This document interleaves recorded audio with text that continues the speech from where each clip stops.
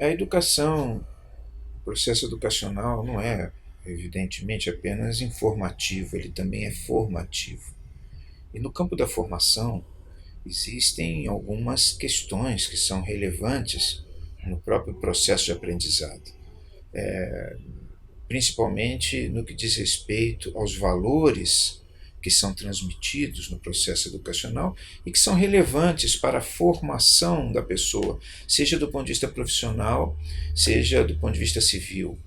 É por isso que no Brasil, por muito tempo, no período republicano, a Igreja teve um papel importante nos conselhos, no Conselho Federal de Educação, na organização dos currículos, porque havia uma necessidade de se colocar, de alguma maneira, não apenas informações gerais, não apenas uma formação profissional, mas alguma formação cidadã que implicasse na experiência de valores. Isso não quer dizer que as pessoas necessariamente acompanhassem esses valores, mas eles tinham que ter algum tipo de noção disso.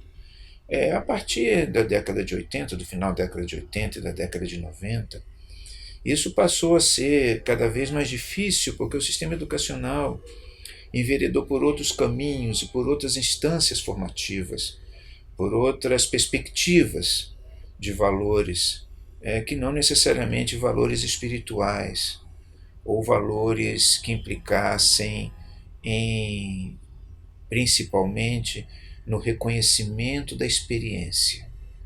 O reconhecimento da experiência, que do ponto de vista religioso está sintetizado no respeitarás pai e mãe, mas que isso de uma forma geral tem a ver com o reconhecimento que a pessoa deve ter ao mais experiente, um valor muito importante na experiência, na vida profissional, né, e na vida civil, porque afasta a pessoa de práticas destrutivas ou práticas passionais que a experiência revela serem infrutíferas.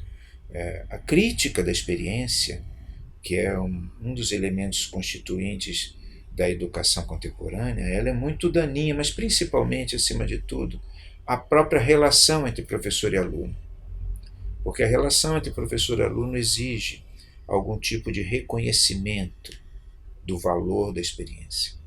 É claro que isso tem efeitos, a crítica do reconhecimento da experiência tem efeitos na vida familiar, na vida civil, como a gente falou aqui, mas na escola, no processo educacional, isso é grave porque se coloca em xeque o próprio papel do professor, porque o professor, ele é professor principalmente pela sua experiência, pelo seu conhecimento na matéria que leciona. E se você critica a experiência, você critica o próprio papel do professor. O que quer dizer que essa crise do processo educacional, principalmente a crise do magistério, muito tem a ver com os próprios caminhos que a educação tomou do Brasil a partir de determinado momento. Quer dizer, a crítica da experiência, a crítica é a crítica do professor, e o professor, criticado na sua função, ele não consegue, não tem como estabelecer a relação de autoridade necessária para o processo do aprendizado. Então, quando nós falamos da crise do magistério, nós estamos falando da crise geral da educação, da crise não apenas da estrutura informativa, mas também da estrutura formativa e da crise dos valores contidos na educação. Então é um processo autofágico. Né? A necessidade de você restaurar uma educação, ou estabelecer uma educação que valorize a experiência, é muito importante para resgatar o papel do professor na sociedade e no próprio processo educacional.